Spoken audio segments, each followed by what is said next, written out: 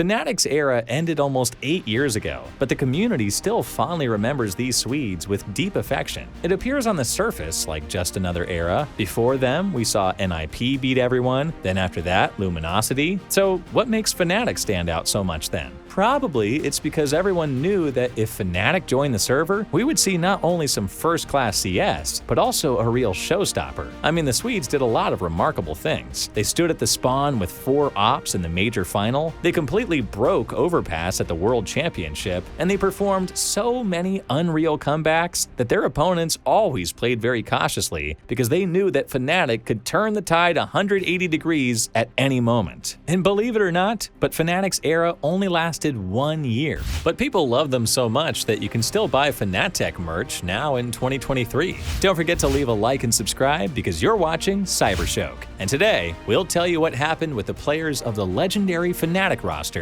after they left the team. Pronax.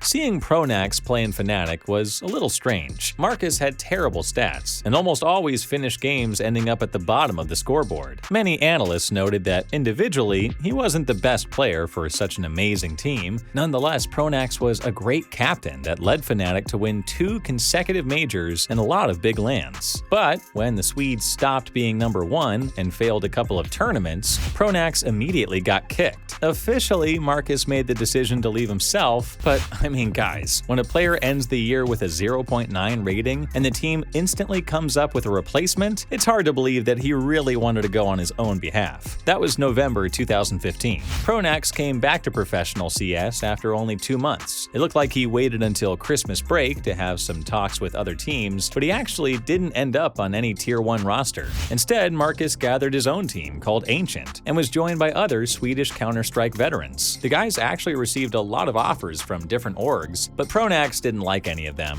So then he decided to go all in and created his own organization, Godsent. We want to create our own brand so we can develop it, be proud of it, and consider it our home for many years. Godsent were a pretty strong Tier 2 team. At the end of 2016, they managed to win the hardest European minor and qualified for the major without a single loss. There, they stopped only 1 game away from the playoff stage. But it's worth mentioning that at that time, Godsent had 4 players from the legendary Fnatic roster. It basically looked like they only changed a tag and put Schneider in Olofmeister's place. One time they even reached 3rd place in HLTV ratings. But after a while, the team started going downhill. Because of ruthless Swedish shuffles, strong players left Godsent one after another and were replaced by weaker ones. Pronax's stats also didn't look so good. In 2017, his LAN rating was 0.79, and his eventual kick was just a matter of time. In all of my time in CSGO, I've never played in a team with such good chemistry. I would have happily stayed in Godsent, but the guys wanted to replace me. So I've got to respect their decision. You wouldn't be wrong to say that Pronax's professional career ended there in Godsent. No org in their right mind would want to pick a player that ended the year with a 0.68 rating against top 20 teams, no matter how great a captain he is. Marcus tried his best to come back to the Tier 1 level, but every new team he joined was worse than the one before. In 2 years, he eventually stopped trying and became a manager in Godsent. In 2020, Pronax found himself in a very weird situation.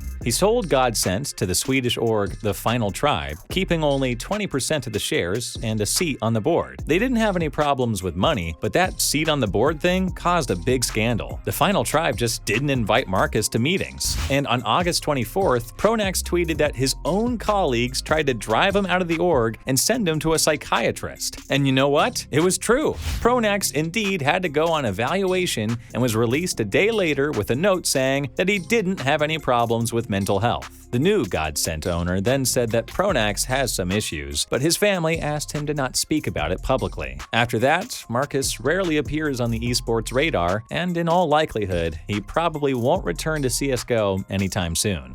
Olofmeister.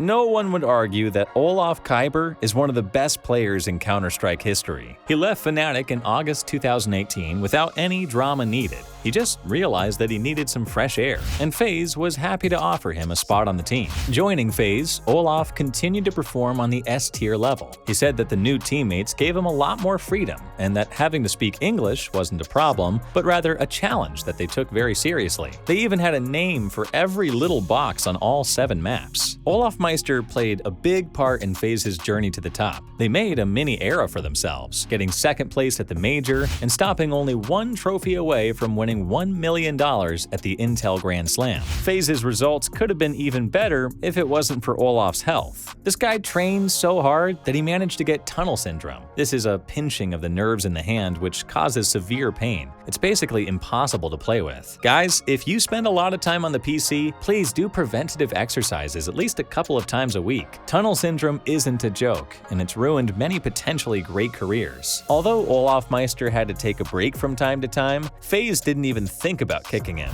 This Swede was a beast on the server, and FaZe's management always gave him time to rest, because they knew that he was going to return healthy and hungry for some wins. Kyber left FaZe only last year when the org bought ropes from Mouse. Olof decided to stay in FaZe as a streamer. He goes live almost every day and plays a lot of CS. Not that long ago, he got extremely lucky and got 2 knives in one case opening session. In June, the team earned $100,000 at the media event GOAT League, and there, Olaf became the second best player after his teammate Oscar. KRIMZ. You might be thinking, what will you guys have to say about KRIMZ's career after Fnatic if he still plays there? Well, that's right. In these videos, we only pick rosters that are already disbanded, and Freddie Johansson raises some questions. But this time we decided to make an exception because one time, KRIMZ actually did leave Fnatic, and this is a story that we didn't want to skip. So it goes like this. After replacing Pronax with Dennis, Fnatic won 6 LANs in a row. It looked like their era was still going onward, but no. In the spring of 2016, the team started to play worse, and they dropped to the humble position of 3rd place in HLTV. The Swedes, that were already very used to being number 1, tried their best to solve this problem, but to no avail. So then they started to fight. Fnatic even made an announcement about it. When people spend too much time in one team, even the smallest problems turn into unbearable hardships. These hardships become a part of your team. In the last few months, we suffered from this exact thing. Now we don't see any other solutions other than to split up. It was unclear what really happened in Fnatic, but in August 2016, KRIMZ, Flusha, and JW decided to reunite with Pronax, who they kicked a few months earlier. KRIMZ only lasted for 6 months. He left in October, while Flusha and JW left Godsend only after failing the major and re-signed with Fnatic in January 2017. Making lots of changes, both organizations tried to build a Swedish powerhouse, but this all ended when the key players in this story all realized that they had just gotten so tired of each other, and they figured that that was the only reason why they had so many fights in Fnatic. Here's what KRIMZ said about it. I think we started to really trust each other and communicate in the right way. When someone made a suggestion, everyone sees his point and tries to help him from the other part of the map. It's pretty simple. I think we started to work together a lot better. In the last transfer window, there were some rumors that Fnatic could consider replacing KRIMZ, but Freddie stayed on the team and still plays there today. Flusha. Robin Flusha Ronquist left Fnatic in September 2018, when the team showed some terrible results in the London Major and didn't make it onto the playoffs. That year, Flusha couldn't find his game. For the first time, his rating dropped below 1.0, and he finished that major with 0.82. The org was obviously unhappy with this and said, "We're reconsidering our approach to forming the roster. Our goal is to bring Fnatic to its former glory. Flusha will be benched while we look for a replacement for him." And here's what Robin himself said about it. "I think our team just expired. I don't know if the guys agree with me, but the changes were inevitable. I felt that I needed to take a new step, both in my career and personal life. I think that we stopped enjoying the game, and I myself didn't believe that we could win against anyone. The major was particularly hard. It's totally my fault. I was spreading negativity and didn't enjoy the game." Due to Robin's low rating, top-tier teams didn't exactly line up to invite him, but there were still some people in esports who believed in him. One of them was Cloud9 CEO Jack Etienne, who was looking for experienced European players to blend into his NA roster. Flusha was a perfect fit. Unfortunately, Robin lasted only for a few months. In February 2019, the team failed at the major, and our hero decided to take a break and reconsider his career. He came back only half a year later, and guess what team he joined? Of course, Fnatic. These Swedes. In Fnatic's announcement, they said that they had a long talk with Flusha and came to the conclusion that Robin had changed for the better. Robin agreed and said, "During my break, I thought a lot about my career. I analyzed everything good and bad I did in the past. Now I know which things I need to work on." With Flusha's return, Fnatic started to play a lot better, actually. They won DreamHack Masters in Sweden and made it to the grand finals on 2 big lands. Everything looked promising. But then, the pandemic started, and all tournaments now were held online. In the beginning, everything was perfect. Fnatic won the 11th season of the ESL Pro League and were the best team in the world for 2 weeks. But pretty soon, it became clear that Fnatic was the kind of team that needed constant flights, hotels, new cities, and arenas. Playing from home wasn't something they were used to, something that they weren't prepared for. So without any real clear reasons, Fnatic dropped to 15th place in HLTV ratings in just 6 months. Flusha ended the second half of 2020 with a 0.9 rating and got kicked again. Robin spent the next year in Guerrillas, and although everyone in their teams were strong, they couldn't find an organization. They disbanded during Christmas break, and Flusha decided to reunite with JW in a mix called Hellslayers. Then in June, they would co-found an organization called Eyeballers. After leaving Fnatic, Flusha won only one small tournament, and not that long ago, he decided to end his pro career due to lack of motivation. JW.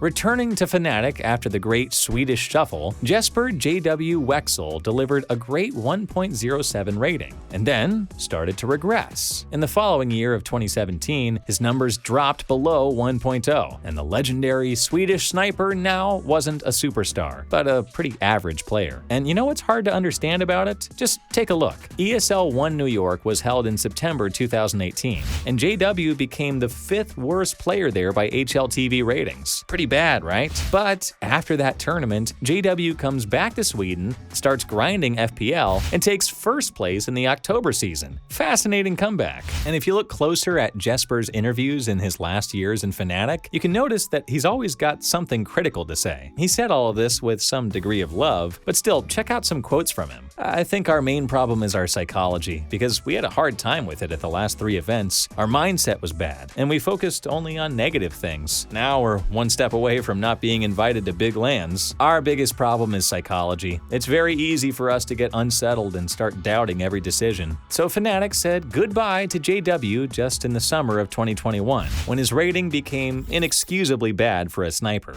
The org said that they want to gather an international roster, and they couldn't see Jesper playing there anymore. Then Wexel disappeared for half a year. It appeared as if he may never come back to the professional level. His contract with Fnatic had already expired, and there were no rumors or insides about his return. But at the end of 2021, he joined forces with Flusha. They created Eyeballers, and JW still plays there today. Hey guys, let us know in the comments which legendary team you want us to pick for the next video. And of course, don't forget to leave a like and subscribe, because you were watching CYBERSHOKE. Bye for now.